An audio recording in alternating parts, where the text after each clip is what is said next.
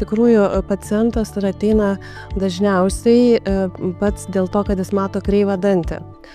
Kreivi dantis arba dantų tiesinimas ir sąkandžio gydymas negali būti atskiri daiktai, atskiros opcijos, ar ne? Sugydžius sąkandį mes ir turim tiesius dantis, tai nėra atsiejama vienas nuo kito. Tai ortodontas nei vienas netiesina dantus, jis gydo sąkandį ir kaip pasekmė yra tiesus dantis. Svarbiausia, ateina pacientas su kreivu dantimi ar ne, ar keliais kreivais dantimis, tai jo nusiskundimas yra toks, mano kreivi dantis. Ortodontas mato, kodėl tie kreivi dantis pas jį burnoje, tai dažniausiai dėl blogo sąkandžio. Nesutiksim nei vieno paciento, kuris turi kreivus dantis, bet geras sąkandis.